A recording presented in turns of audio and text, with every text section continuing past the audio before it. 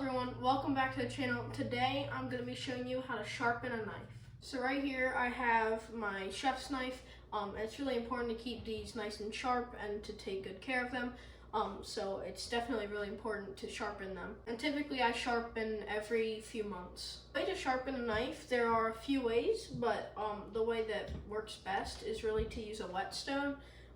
This is a whetstone. You can find these online or in special stores.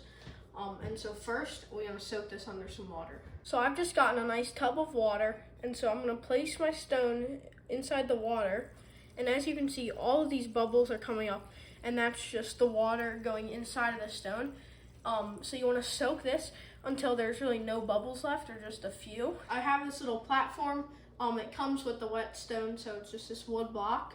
There's some rubber padding on the bottom for traction, and this little rubber hold for the stone. Also, if you've never really sharpened a knife before and you have to, this little piece can help as a little guide, so to make sure you're holding the knife at the right angle. But I'm probably not going to use this one today.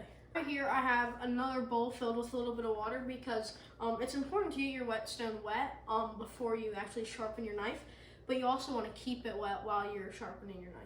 My whetstone has been in the water for a little bit, and you can still see that there's some bubbles on the top, but they're obviously not coming up like rapidly anymore. It's been probably about 10 minutes. I'm going to take this out of the water. So remember, when we're doing this, we want to always make sure the top of it is staying wet. First, actually, what I want to show you is, so you can see that there are two different grits on this stone. There's a 1000 and a 6000. So first, I'm going to start with the 1000, which is a bit of a rougher grit. And then I'll move up to 6000 later for a nice finer edge. You want to cut this at an angle that's probably about like 20 degrees. So first, this is a 90 degree. You can cut that in half and you have 45. You can cut that in half again, you got 22 and a half. So that's probably about the angle I want to go on. And so I'm just going to go down with about 2 fingers. And I can just go there, and then I can come back. And you want to do this with the edge multiple times. And this doesn't take too long, and you always want to make sure that this is staying nice and wet. It's going to make a little bit of a mess, but that's okay. You can easily clean that up.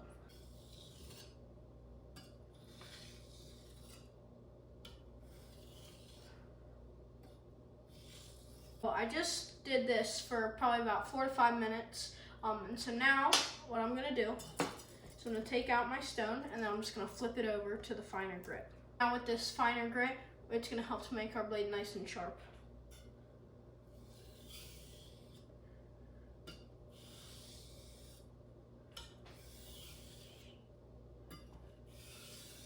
So I just did that finer grit for a few minutes, and by just looking at my blade, I can already tell that it's a lot sharper. So now I'm going to set all this to the side, and I'm going to show you with a few cool things about how sharp this knife actually is. With a sharp knife like this, you always want to be careful, but there is a saying that like a sharp knife is safer than a dull knife in the kitchen, because with a dull knife, if you're going really hard to just cut something, there's a huge chance that that can just slip and cut yourself. But with a sharp knife, it's a lot easier to cut through things. You can have a lot more control. So that helps out a lot. Now, the video's not over yet because I still have to prove to y'all that this is very sharp. So right here, I have a piece of paper. And it goes right through a piece of paper just like that. Look at that. Now, a normal knife will not do that. Watch this. Now, I don't know what to say, but if a knife can do this, I think it's pretty sharp. But that is not all. Right here, I have a tomato. I'm just going to show you how easy it is to cut it. Look at that. This just glides through, and it goes like that. So I'm also going to show you how easy it is. I don't need to put any pressure on the knife. Comes off right like that.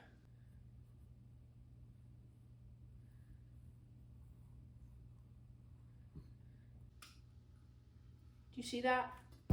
See how easy that just cut? Thanks for watching. I'll see you in the next one.